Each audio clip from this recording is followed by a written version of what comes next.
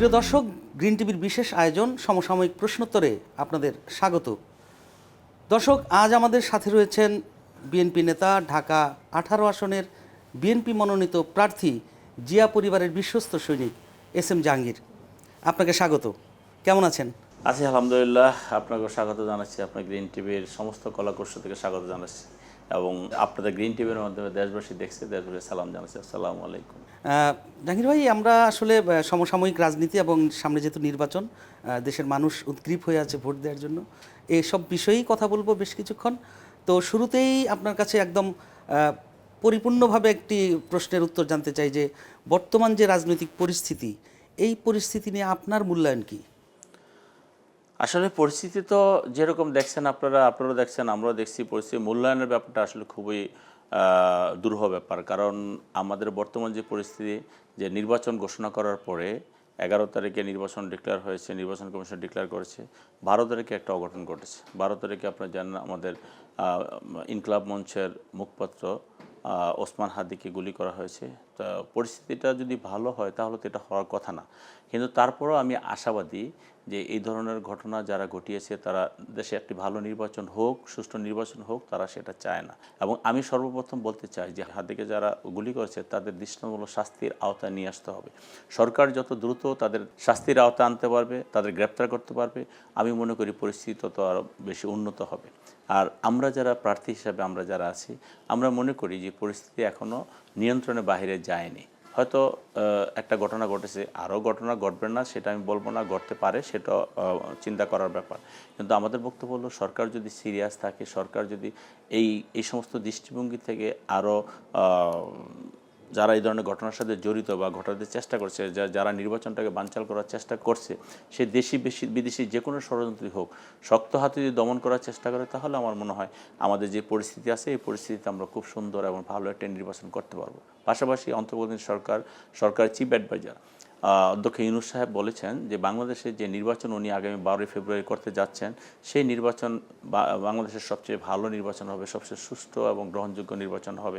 আমরাও সেটাই আশা করি এবং প্রার্থী হিসাবে আমি সেইভাবে কাজ করে যাচ্ছি। এবং আমি আমার এলাকার যত সাধারণ ভোটাররা আছে বা সাধারণ মানুষ, জনগণ আছে, তাদেরকে সকলকেই ঐক্যবদ্ধ রাখার চেষ্টা করতেছি এবং যে কোনো ধরনের এই সমস্ত অরাজকপূর্ণ কাজের সাথে যারা জড়িত, আমরা আইনশৃঙ্খলা রক্ষাকারী বাহিনীকে বলবো তারা যাতে আরও সচেতনতার সাথে তাদের হ্যান্ডেল করে এবং যারা অন্যায় করবে সাথে সাথে তাদের বিরুদ্ধে রাষ্ট্রীয় যে আইন আছে সেই আইনের আওতায় তাদের বিরুদ্ধে ব্যবস্থা নিতে হবে। হাদি হত্যার ঘটনাটা তো অবশ্যই বাংলাদেশের জন্য একটি বড় দুঃখজনক ঘটনা, এবং আপনি যেটি বলছিলেন যে হাদি হত্যার যারা আসামি বা যারা এটি করেছে তাদের বিচার সরকার করবে, সেটিও মানুষ আশা করে। তো এই হাদি হত্যার মাধ্যমে সামনের যে নির্বাচন, হাদিও কিন্তু প্রার্থী ছিলেন, একজন সম্ভাব্য প্রার্থী ছিলেন। আপনারা যারা নির্বাচনে প্রার্থী, আপনাদের মধ্যেও কি কোনো এরকম নিরাপত্তাহীনতার বিষয় হচ্ছে কিনা, মানে আপনারা নিরাপত্তাহীনতায় ভুগছেন কিনা? দেখেন, এটা হলো তদন্ত সাপেক্ষে বলা যাবে। এটা তো একটা পরিকল্পিত হত্যাকাণ্ড। যদি পরিকল্পিত হত্যাকাণ্ডটা হয় নির্বাচন থেকে বানচাল করার জন্য এবং পরিকল্পিত হত্যাকাণ্ডটা হয় দেশি বিদেশি ষড়যন্ত্র এই দেশকে আনস্টেবল করার জন্য, সেক্ষেত্রে আমরা কেউই সেফ না। এবং আমাদের 18 কোটি মানুষের দেশে এই ধরনের ঘটনা ঘটিয়ে দিনে দুপুরে এভাবে পালিয়ে যাবে, সেটাও আমাদের অনেক কিছুর ইঙ্গিত বহন করে। কাজেই আমরা মনে করি সরকারকে আরও সচেতন হতে হবে, আইনশৃঙ্খলা রক্ষাকারী বাহিনীকে আরও সচেতন হতে হবে, আরও তড়িৎ গতিতে যে কোনো ধরনের সিদ্ধান্ত নিতে হবে এবং যে কোনো ধরনের ঘটনা ঘটলে সাথে সাথে যদি সেটা অ্যাকশনে যায় প্রচলিত আইন অনুযায়ী, তাহলে আমার মনে হয় এই ধরনের ঘটনার পুনরাবৃত্তি করার সম্ভাবনা কম থাকবে। তা না হলে সবাই রিস্কের মধ্যে থেকে যাবে। আমরা যেটি দেখলাম যে বেশ কিছু হামলা, অগ্নিসংযোগের ঘটনা ঘটেছে, দুটি গণমাধ্যম অফিসে হামলা করা হয়েছে, আগুন দেওয়া হয়েছে, ছায়ানটের ভবনে আক্রমণ করা হয়েছে। এছাড়াও কিন্তু সারা বাংলাদেশেই বেশ কিছু বিচ্ছিন্ন ঘটনা ঘটছে। একজন বিএনপি নেতার ঘরে তালা বন্ধ করে আগুন দেওয়া হয়েছে, তার 7 বছরের শিশু মারা গেছে। এই যে অরাজক অবস্থা, এই অবস্থায় আসলে নির্বাচনকে আপনারা কি মনে করছেন যে আইন শৃঙ্খলা পরিস্থিতি? এখানে একটি স্বার্থান্বেষী মহল কাজ করতেছে। ধরেন হাদির যে ঘটনা, সেটা নিন্দনীয়, সেটা শাস্তি হবে, সব কিছু ঠিক আছে, কিন্তু আমরা এই সমস্ত কর্মকাণ্ডের সাথে যারা জড়িত আমরা তাদেরও দৃষ্টান্তমূলক শাস্তি দাবি করছি। কারণ জ্বালাও পোড়াও করে তো আর কোনো কিছু সমাধান হবে না, বরঞ্চ আরও ক্ষতি হবে। ধরেন এই যে আমাদের বিএনপি পরিবারে যে বিএনপির ঘরে তালাবদ্ধ করে যে ঘরে আগুন দিয়েছে, সেই ঘরে তো একটা জীবন গিয়েছে। আমি হাদির সাথে তার জীবনের তুলনা করতেছি না, কিন্তু প্রতিটা জীবনের মূল্য তো দিতে হবে, প্রতিটা জীবনের মূল্য তো আছে। একটা মানুষ আল্লাহ রাব্বুল আলামিন সৃষ্টি করেছে, আল্লাহ রাব্বুল আলামিন ইশারায় সে আবার মৃত্যুবরণ করবে, কিন্তু এই সমস্ত অনাকাঙ্ক্ষিত মৃত্যু তো আমরা কেউ চাই না। এই যে জ্বালাও পোড়া হয়েছে, জ্বালাও পোড়া যারা করেছে, আমি মনে করি তারাও দোষী এবং তাদের বিচার হওয়া উচিত। কারণ ঘটনা যেখানে ঘটেছে, যেভাবে ঘটেছে, একটা জড় পদার্থ, একটা বিল্ডিং বা কেউর বাসা বা একটা গাড়ি, এগুলো তো আর অপরাধ করে নাই। তাদেরকে জ্বালিয়ে আমরা তাদেরকে কি বার্তা দিচ্ছি? আপনি পত্রিকার অফিসে আপনি আগুন দিয়ে কি বার্তা দিচ্ছেন? আপনি আরেকজনের বাড়িতে আগুন দিয়ে আপনি কী বার্তা দিচ্ছেন? বুঝতে হবে যে ষড়যন্ত্র কোনো জায়গায় থেমে নেই, সব দিকে ষড়যন্ত্র আছে। এবং আজকে এই হত্যাকাণ্ডকে পুঁজি করে যারা আবার রাজনীতি করতে চায়, তাদেরও বিচারের আওতায় আনতে হবে। বিচারের ঊর্ধ্বে কেউ না। এই যে বর্তমান সময়ে বাংলাদেশে এই যে দীর্ঘ 17 বছরের আন্দোলন সংগ্রাম, বিএনপি সহ অন্যান্য যারা বিরোধী দল ছিল, শেষ পর্যন্ত এসে একটি তরুণ আন্দোলনের মাধ্যমে, জুলাই আন্দোলন যেটা কি আমরা বলছি, সেই জুলাই আন্দোলনের সমুখযোদ্ধা যারা ছিল বেশিরভাগই তরুণ, সেই সাথে আরও আপনাদের দীর্ঘ আন্দোলনের সংযোগ সূত্র হয়ে বড় একটা আন্দোলনের মাধ্যমে ফ্যাসিস্টকে বিতাড়িত করা হয়েছে, দেশ থেকে পালিয়ে গেছে। তাদের দোসররা কিন্তু এখনও রয়েছে বাংলাদেশে বলা হয়, এবং তারা এই ঘটনাগুলো করছে। তো এই যে তরুণদের যে আবেদন বাংলাদেশের প্রতি, নতুন বাংলাদেশে তরুণদের যে আগ্রহের জায়গা রাজনীতিতে, আজকে কি আসলে তরুণরা কি হতাশ হয়ে যাচ্ছে এই ঘটনাগুলোর কারণে? না, দেখেন, আসলে তরুণ আর প্রবীণ আমি বলবো না। একটা আন্দোলন সফলতা যখন নেয় বা সফল যখন হয়, সেটা একটা হোমওয়ার্ক লাগে। আমরা 2008-এর নির্বাচনের পর থেকে কিন্তু আমরা আন্দোলনে আছি। এই আন্দোলনটার একটা পরিপক্ক জায়গায়, একটা পূর্ণাঙ্গ জায়গায় আসতে কিন্তু অনেক সময় লেগেছে। তা আপনি যেটা বলছেন যে তরুণদের আন্দোলন, এটা শুধু তরুণদের আন্দোলন না, এটা হলো আমাদের ছাত্র জনতার ঐক্যবদ্ধ আন্দোলন ছিল। এবং এই আন্দোলনটাকে আজকের পর্যায়ে নিয়ে আসছে কে? 2008-এর পর থেকে আমাদের নেতৃত্ব দিচ্ছে বিএনপির ভারপ্রাপ্ত চেয়ারম্যান জনাব তারেক রহমান। আপনি প্রতিটা নির্বাচনের দিকে তাকান, তিনি একে একে করে মানুষকে ঐক্যবদ্ধ করেছে। আপনি গভর্নমেন্ট এক একটা নির্বাচন এক এক রকমভাবে করেছে, প্রতিটা নির্বাচনের ধারাবাহিক কিন্তু এক না। ধরেন 2014 নির্বাচন কীভাবে করেছে? 154টা আসন আগে নিয়ে নিয়েছে, তারপর তার ভোটের দরকার নেই, তারপর যেই ভোট সেই ভোটই হয়েছে। জ্বালাও পড়া হয়েছে কিছু, সেটা পরে হয়েছে, জ্বালাও পড়া হয়েছে। আপনি দেখেছেন যে ভোট কেন্দ্রে কুকুর ঘুমিয়ে আছে, কোনো ভোটার নাই। 14 নির্বাচন, কারণ 154 সিট তারা আগেই নিয়ে গেছে। হাসিনা কোনোভাবেই জনগণকে আস্থায় নিতে পারেনি, বা তারা জানে যে জনগণ ভোট দিতে গেলে হাসিনাকে ভোট দেবে না, সেই জন্য তারা এই কাজ করেছে। 2018 নির্বাচন 30শে ডিসেম্বর নির্বাচন ছিল, সেই নির্বাচন আগের রাত্রে হয়ে গিয়েছে, অর্থাৎ 29শে ডিসেম্বর নির্বাচন হয়ে গিয়েছে। আপনার 2024-এর নির্বাচন আমির নির্বাচন। তাহলে এই নির্বাচনগুলো তো তার দেশের মানুষের অধিকার নিয়ে কখনো কথা বলেনি। এই নির্বাচনগুলো মানুষের অধিকারকে ক্ষুণ্ণ করেছে, অধিকার কখনো রক্ষা করেনি। তো সেই ক্ষেত্রে আমরা যদি বলি যে সব নির্বাচনের সাথে আমাদের একভাবে মিলালে হবে না। এবং আপনি যেটা বলছেন যে এই আন্দোলনটা কিন্তু সেই 8 থেকে যে আমরা টেনে নিয়ে আসলাম 2023-এ, এই সময়টুকু বিএনপির লক্ষ লক্ষ নেতাকর্মী মামলা খেয়েছে, হত্যার শিকার হয়েছে, গুমের শিকার হয়েছে, খুন হয়েছে, ঘরবাড়ি ছাড়া হয়েছে, ব্যবসা বাণিজ্য ছাড়া হয়েছে। আমার মতো মানুষের 329টা মামলা, 2টা মামলা আমার সাজা হয়েছে। তাহলে এগুলো তো এই যে আন্দোলনের পার্ট। আমি পুরোপুরি 1 বছর জেল খেটে আমি 8ই মার্চ বেরিয়েছি। আবার যখন আন্দোলন শুরু হয়ে গেছে, আবার 22শে জুলাই আমি গ্রেপ্তার হয়ে গেছি। 22শে জুলাই গ্রেপ্তার হয়ে আমি কিন্তু 6ই আগস্ট জেলখান থেকে বেরিয়েছি। তার মানে আমিও তো তাহলে সেই তরুণদের মধ্যে একজন, আমিও তো সেই পৌরত্বের মধ্যে একজন। হ্যাঁ, অবশ্যই আমাদের এখানে যারা ছাত্র জনতা যারা ছিল, তারা অনেক ত্যাগ করেছে, আমাদের সাথে একসঙ্গে কাজ করেছে, আমরা তাদের সাথে একসঙ্গে, তাদের সেই গুরুত্বটা দিতে হবে। কিন্তু এই আন্দোলনের সূতিকাগার কিন্তু আপনাদের বিএনপির দলের যে একদম গোড়ার থেকে। এখানে মূল আন্দোলনটা শুরু হয়েছে দেশের মানুষ ঐক্যবদ্ধভাবে করেছে বিএনপির নেতৃত্বে। পরবর্তীটা সফলতা এসেছে 24-এ। তো 24-এ যখন এসেছে, যারা এটার সাথে সম্পৃক্ত ছিলেন বা এখনও আছেন, তারা অবশ্যই ভালো কিছু আশা করে দেশের। আমরা সবাই ভালো কিছু আশা করি। একটা আন্দোলনে কিন্তু সাধারণ জনগণও এখানে সম্পৃক্ত হয়েছে। জনগণ কখন সম্পৃক্ত হয়? যখন একটা মানুষ মনে করে আগামী 15 দিনের মধ্যে বা আগামী 1 সপ্তাহের মধ্যে এই আন্দোলনটা সফলতা আসবে, তখনই কিন্তু মানুষ আন্দোলনে আসে। এর পূর্বে কিন্তু আন্দোলনে আসে না। কিন্তু এই জায়গাটা, এই কনফিডেন্সটা বিল্ড আপ করছে তো বিএনপি। এই কনফিডেন্সের জায়গাটা তো আন্দোলনটাকে নিয়ে আসছে বিএনপি। পরবর্তীতে আমরা সবাইকে, হ্যাঁ, যারাই আসছে সেখানে তাদের বাহবা দিতে বা তাদের বাহবা দিতে আমাদের কোনো অসুবিধা নাই। তাদের যেটুকু প্রাপ্য আমরা সেটা দিব। তবে অবশ্যই অবশ্যই এই আন্দোলন একটা জিনিস শিখিয়ে গেছে যে আপনি রাষ্ট্রীয় যতই ক্ষমতাবান হন, জনগণ যদি আপনার সাথে না থাকে আপনি ক্ষমতায় টিকে থাকতে পারবেন না। জনগণের উপরে নির্যাতন নিপীড়ন করে আপনি ক্ষমতায় টিকে থাকতে পারবেন না। হাসিনা যেটা করেছে, আমাদের উপরে নির্যাতন করেছে, নিপীড়ন করেছে, রাষ্ট্রের সমস্ত অর্গানগুলো তার পক্ষে কাজ করিয়েছে, তারপরে কিন্তু সে ক্ষমতায় টিকে থাকতে পারেনি। এটা আমাদের একটা লেসন। আগামীতে যারাই ক্ষমতায় আসুক বা রাষ্ট্র পরিচালনা করুক, আমি মনে করি এটা তাদের জন্য একটা লেসন হবে যে রাষ্ট্রীয় ক্ষমতাকে যদি প্রপারলি তারা ইউটিলাইজ করতে চায় তাহলে অবশ্যই জনগণের মাধ্যমে করতে হবে। ওই সরকারি আইন শৃঙ্খলা রক্ষাকারী বাহিনী দিয়ে কোনোভাবেই রাষ্ট্রীয় ক্ষমতায় টিকে থাকতে পারবে না। এবং আমরা মনে করি যে সময় জুলাই আগস্টে যে সময় হত্যাকাণ্ডগুলো হয়েছে, প্রত্যেকটা হত্যাকাণ্ডের বিচার বাংলাদেশের মানুষ চায়। যারা নির্যাতিত হয়েছে, নিপীড়িত হয়েছে, যারা এখনও পঙ্গুত্ব বরণ করেছে, যারা অন্ধ অবস্থায় আছে, তার অনেক মানুষ কিন্তু ছাত্র জনতা কিন্তু এখনও সেভাবে আহত অবস্থা আছে। সে আহতদেরও তাদের সরকার একটা কম্পেনসেশন দিতে হবে, রাষ্ট্রীয়ভাবে তাদের মর্যাদা সম্পন্ন করতে হবে। তাহলেই আমাদের যে দীর্ঘদিনের যে আমাদের আন্দোলনটা, সেই আন্দোলনটা পরিপূর্ণতা পাবে এবং ভবিষ্যতে আমরা সেই জায়গাটাকে নিদর্শন হিসাবে দেখতে পারবো। কখনও যদি আবার দরকার হয় দেশে, যেমন ৭১ সালে আমরা স্বাধীনতা যুদ্ধ করেছি, আমরা যখন ২৪-এ এই আন্দোলন করলাম, পরবর্তীতে ভবিষ্যতে যদি কখনো আবার দরকার হয়, মানুষ এটাকে লুফে নেবে এবং মানুষ রাষ্ট্রের পক্ষে থেকে সরকারের বিরুদ্ধে কাজ করবে। আপনি তো দীর্ঘদিন এই ১৭ বছর তো আপনি নিজেও আন্দোলন সংগ্রামে ছিলেন এবং সম্মুখভাগী ছিলেন। আমরা যারা গণমাধ্যম কর্মী, যারা মাঠে কাজ করেছি, তারাও দেখেছি এবং আমরা বিশেষ করে লক্ষ্য করেছি যে বিএনপি চেয়ারপারসন বেগম খালেদা জিয়ার খুব কাছে থেকে আপনি তার যে মুভমেন্টগুলো সেখানেও আপনি ছিলেন। তো এই যে বেগম খালেদা জিয়ার বহরে হামলা, আপনি আন্দোলন সংগ্রামের সময় যে ধরনের হামলার শিকার হয়েছেন, নির্যাতনের শিকার হয়েছেন, সেই সময়কার ঘটনা অনেকেই অনেক কিছু জানে না। একটু যদি তেমন কোনো একটা ঘটনা আমাদের বলতেন। যে আমরা যখন চিটাগাং থেকে আসতেছিলাম ২০১২-১৩-তে, আপনি জানেন যে ম্যাডাম কিন্তু বিভাগীয় প্রোগ্রামগুলো করতেছিলেন, ডিস্ট্রিক্ট ওয়াইজ প্রোগ্রামগুলো। আমরা চিটাগাং থেকে আসতেছিলাম, তখন সম্ভবত রাত্র 10:30 কি 11:15 বাজে বা এরকমই হবে।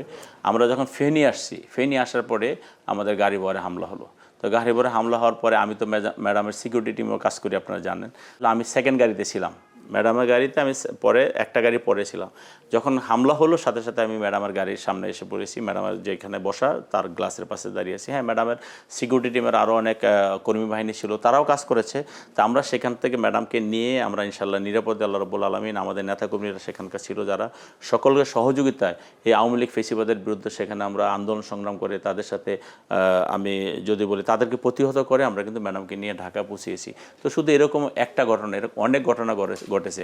আমরা লালমনিরহাট থেকে আসতেছিলাম, তখন হচ্ছে একই ঘটনা। রাতে আমরা আসতেছি, আমাদের সামনে হামলা করেছে। আমরা তখন ম্যাডামকে নিয়ে, সেদিন সাইদ ইস্কান্দার মামা মারা গিয়েছেন, ম্যাডাম জানতেন না তখনও যে সাইদ ইস্কান্দার মারা গেছে। আমরা যখন গাড়িতে রওনা করেছি, পরে ম্যাডাম শুনেছি, কিন্তু ইতিমধ্যে পথে আমাদের গাড়ির উপর হামলা হয়েছে। আমরা সেই সময় হামলা উপেক্ষা করে আমরা কিন্তু ম্যাডামকে নিয়ে চলে এসেছি। তো এরকম অনেক ঘটনা আছে, কারণ দীর্ঘদিন আমার রাজনীতির বয়স ৩৮ বছর। আমি দীর্ঘদিন বেগম খালেদা জিয়ার সাথে কাজ করেছি, আমি পার্টি ভারপ্রাপ্ত চেয়ারম্যান জনাব তারেক রহমানের সাথে কাজ করেছি। আপনারা জানেন যখন ২০০১ থেকে ২০০৬ বিএনপি ক্ষমতা ছিল, তখন জিয়াউর রহমান ফাউন্ডেশন নামে আমাদের বিএনপির ভারপ্রাপ্ত চেয়ারম্যান জনাব তারেক রহমান সারা দেশে ঘুরে বেরিয়েছেন এবং শীতবস্ত্র দিয়েছেন, পশু পাখি দিয়েছেন, গরু দিয়েছেন, হাঁস মুরগি দিয়েছেন। তো ওনার একটা ডায়ালগ ছিল, একটি উদ্যোগ, একটু চেষ্টা, এনে দেবে সচ্ছলতা, দেশে আনবে স্বনির্ভরতা। আমরা এই উদ্যোগী হয়েই কিন্তু জিয়াউর রহমান ফাউন্ডেশন সারা দেশ ঘুরে বেরিয়েছি। এবং তৎকালীন সময়ে আমার পার্টির ভারপ্রাপ্ত চেয়ারম্যান জনাব তারেক রহমান পলিটিক্যালি, ওনার অফিসের অনেক নেতাকর্মীরা যেত, পলিটিক্যালি একজন আমাকে শুধু নিয়ে যেতেন। আমাদের তারেক রহমান সাহেব আমাকে বলতেন যে জাহাঙ্গীর চলো আমরা ওখানে যাব, আমি ওনাদের সাথে যেতাম। কাজেই আমার অনেক অভিজ্ঞতা হয়েছে তখন ওনার সাথে, পার্টির ভারপ্রাপ্ত চেয়ারম্যান জনাব তারেক রহমানের সাথে থেকে। এবং ম্যাডামের সাথে দীর্ঘদিন রাজনীতি করি, একসঙ্গে ম্যাডামের সাথে থাকি, ম্যাডামের প্রতিটা প্রোগ্রামে আমি থাকি এবং যেহেতু সিএসএফও কাজ করি, নিরাপত্তায়ও কাজ করি, তা আমি ওনাদের অনেক ভালোবাসা পেয়েছি, স্নেহ পেয়েছি। ওনাদের স্নেহ ভালোবাসায় আজকে আমি এস এম জাহাঙ্গীর হয়েছি। পাশাপাশি আমাদের দলীয় নেতাকর্মীরা আছে, আমাদের এলাকার মানুষ, ওনারা আমাকে প্রচণ্ড ভালোবাসে। আমার সাথে আমি যখন যে কাজগুলো করি দলের পক্ষে, তারা আমাকে সহযোগিতা করে, তাদের সহযোগিতা আল্লাহ রাব্বুল আলামিন আজকে আমাকে এই জায়গায় নিয়ে এসেছে। তো আমি আশা করি আমি আমার এই ক্ষুদ্র মেধা বা ক্ষুদ্র পরিশ্রম দিয়ে আমি আল্লাহ রাব্বুল আলামিন যদি আমাকে নির্বাচিত করে, আমার এলাকা ঢাকা 18 সনের মানুষের মুখে আমি হাসি ফোটাতে পারবো ইনশাল্লাহ। এবং এই এলাকার মানুষ ক্ষুধামুক্ত থাকবে, এই এলাকার মানুষ সন্ত্রাসমুক্ত থাকবে, এই এলাকার মানুষ চাঁদাবাজ মুক্ত থাকবে, এই এলাকার মানুষ মাদক মুক্ত থাকবে, অর্থাৎ মাদক ব্যবসা করে যারা বা মাদক সেবন করে মুক্ত থাকবে এবং দুর্নীতিমুক্ত থাকবে। এই এলাকায় যে সমস্ত সমস্যাগুলো আছে, জলাবদ্ধতা আছে, আপনার ট্রাফিক জ্যাম আছে, আরও কিছু সমস্যা আছে, আশা করি আমরা সেই সমস্যাগুলো সমাধান করে মানুষের মুখে হাসি। আপনার নির্বাচনী এলাকা নিয়ে আমরা কথা বলবো, কিন্তু তার আগে আরও কিছু বিষয় আপনার সাথে জানতে চাই। এই যে আপনি বললেন যে এলাকার মানুষ আপনাকে ভালোবাসে, দীর্ঘ 38 বছর আপনি রাজনীতি করছেন, এই রাজনীতির পেছনে আপনাকে জেল খাটতে হয়েছে, আপনাকে রিমান্ডে নেওয়া হয়েছে, অত্যাচার করা হয়েছে, আপনার পরিবার আসলে কতটা সাফার হয়েছে, আপনি কতদিন ঘরে ঘুমাতে পারেননি, কতটা ঈদ আপনি পরিবারের সাথে করতে পারেননি? আমি যদি বলি আমার চেয়ে বেশি আমার পরিবার বেশি সাফারিংসে ছিল। কেন? ধরেন আমি তো পালায় থাকি, রাত্রে পুলিশ আসে, র্যাব আসে, তখন তো অন্যান্য গোয়েন্দা সংস্থা আসে, তখন তো আমার পরিবারকে ফেস করতে হয়, আমার সন্তানদের ফেস করতে হয়। এমনও দিন গেছে রাত্রে ধরেন 11টার সময় পুলিশ আসছে, রাত্রে 3টার সময় পুলিশ আসছে, ভোর 6টার সময় পুলিশ আসছে। তো একটা ফ্যামিলিতে যদি এরকম 3বার পুলিশ আসে, দরজা নক করে ভেঙে চুরে ঢুকে যায়, তাহলে আপনার কীভাবে সেই ফ্যামিলিটার অবস্থাটা আপনি বোঝেন। আমার 2টা কন্যা সন্তান, তখন আমার বড় বাচ্চাটা লন্ডনে ছিল, ছোটটা দেশে আছে, ওর মা এখানে এক সন্তান নিয়ে থাকে। আমার বাসায় এই গত আন্দোলনের সময় আমার বাসায় কোনোদিন কোনো পুরুষ মেহমান আসে নাই। এমনি মেহমান আমার বাসায় কম আসতো, কারণ যেহেতু আমি বাসায় থাকতাম না, পালায় থাকতাম, আমার ফ্যামিলিও বিভিন্ন রকম প্রবলেম থাকতো, কিন্তু কোনো পুরুষ মেহমান আমার বাসায় গত এই 17 বছর আসে নাই। কেন আসে নাই? কারণ আমার বাসায় যতবার পুরুষ মেহমান আসছে ততবার পুরুষকে ধরে নিয়ে গেছে। তা আমার বাসা ছিল পুরুষ শূন্য। তো এই নির্যাতন নিপীড়নের কথা বললে আপনার সাথে আমার সারা রাত কথা বললে আমার এটা শেষ হবে না। আমি একা না, বাংলাদেশে এরকম অনেকেই আছে আমার মতো যে সর্বোচ্চ নির্যাতন নিপীড়নের শিকার। আর আপনারা তো আমাকে ব্যক্তিগতভাবে চিনেন, জানেন, দেখেছেন। এত নির্যাতন নিপীড়নের পরও আমি পরিবারকে কখনো সময় দিইনি, আমি দলকে সময় দিয়েছি, দলকে সময় দেওয়ার চেষ্টা করেছি, জনগণকে পাশে রেখেছি, জনগণকে পাশে থাকার চেষ্টা করছি। এটাই হলো আমার মূল মন্ত্র, এটাই হলো নেতাকর্মীরা যে আমাকে ভালোবাসে, এই কারণে আমাকে ভালোবাসে, অন্য কোনো কারণ নাই। এই যে সামনে নির্বাচন, সবাই আশা করছে দীর্ঘদিন পর যারা ভোট দিতে পারেনি একটা বড় অংশ বাংলাদেশে ভোট দিবে, সুন্দর একটি পরিবেশে ভোট দিবে। এই ভোট নিয়ে আপনার শঙ্কার প্রত্যাশার জায়গা কোনটা?